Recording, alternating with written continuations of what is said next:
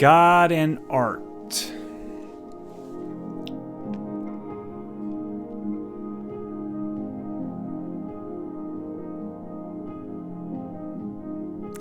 God is infinite. If somebody tells you that there's a rule, break it. That's the only thing that moves things forward. Contemporary composer Hans Zimmer. God is. If the term God has become cliche, it's not understood, or it's not believed in, feel free to interchange it with being or ultimate being. Being is. Ultimate being is. God is. He is there. He is definition, distinction, specification. His nature is lined. It has parameters. There is border between God and non-God, being and non-being.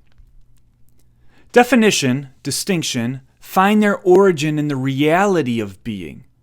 If there is no being, no thing, there is no reality of definition, lines, or distinction. That God is means that definition, distinction is necessarily. These find their origin in the nature of God being something rather than nothing, something in particular rather than everything. The lines of definition allow for the ability to see, know, understand. I can relate. Knowledge, understanding, relation find their origin in the reality that God is.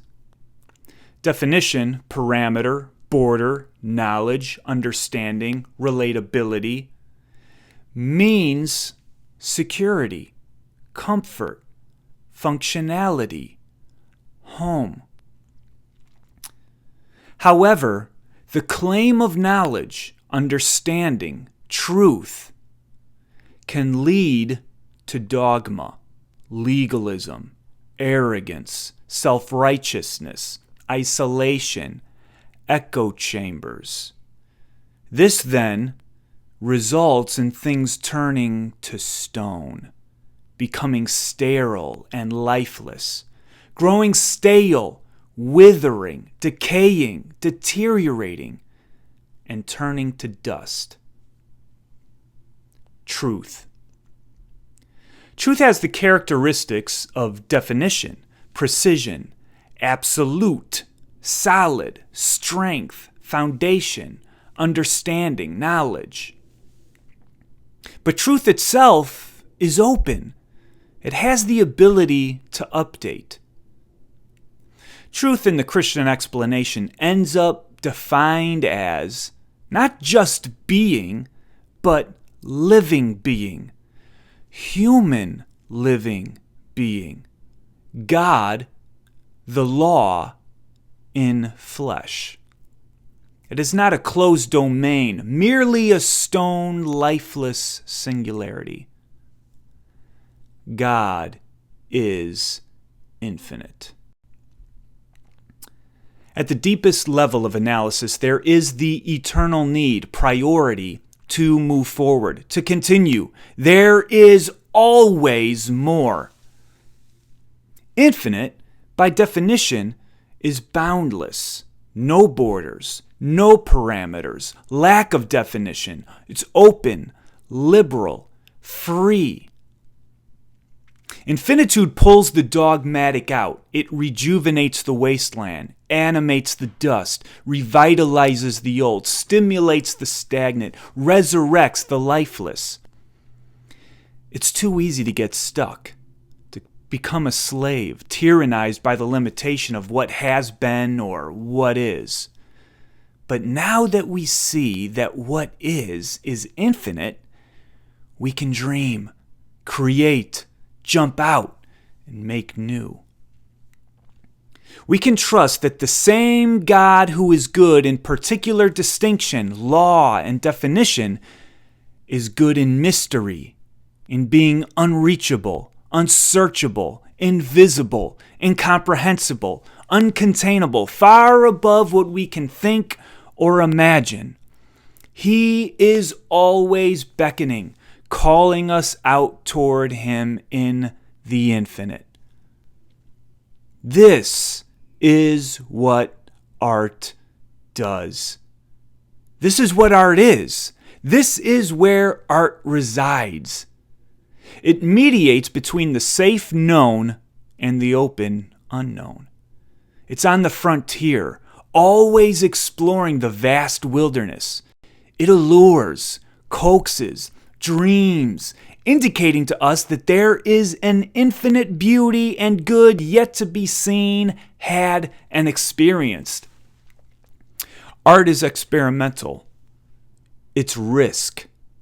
It courageously ventures out into uncharted territory, signaling back to us what it sees.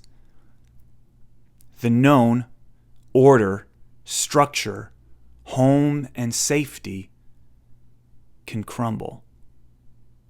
The snakes inside corrupt and cloud. They turn paradise into hell, throw home into chaos, transform security into threat.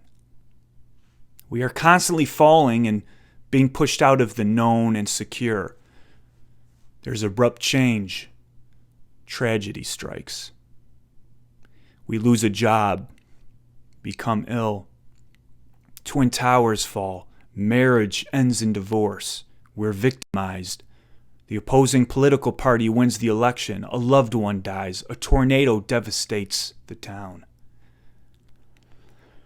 The artist is there to comfort and to encourage.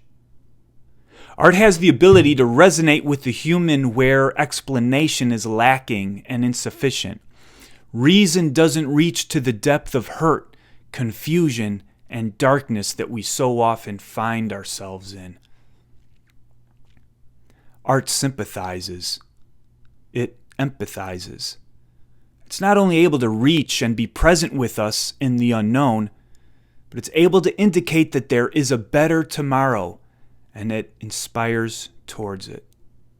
This present condition isn't the end. You can make it through. And the art will be with you to help you, as well as celebrate when you do. This is a description of love. Artist Rich Mullins states, "If I want to identify with Jesus Christ, who I claim to be my Savior and Lord, the best way that I can do that is to identify with the poor. This I know will go against the teachings of all the popular evangelical preachers, but they are just wrong. They're not bad, they're just wrong. Christianity is not about building an absolute secure little niche in the world where you can live with your perfect little wife and with your perfect little children in a beautiful little house where you have no minority, oppressed groups anywhere near you.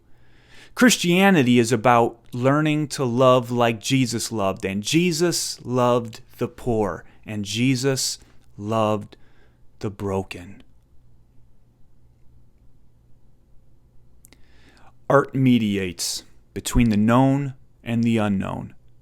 Its lines are obscure, abstract. It appeals to our senses, the depths of our psyche, indicating that we have the infinite to contend with.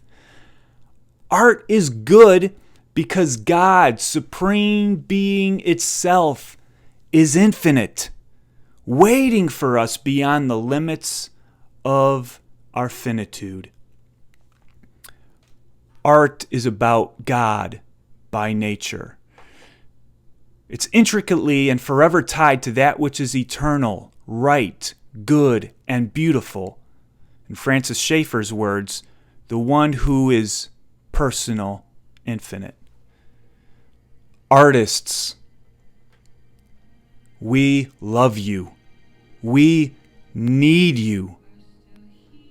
You are our lifeline. You are our comfort. You are our color. You are our vision. You are our voice. You are our expression. You are our feeling. You are our inspiration. Thank you. Thank you. Thank you.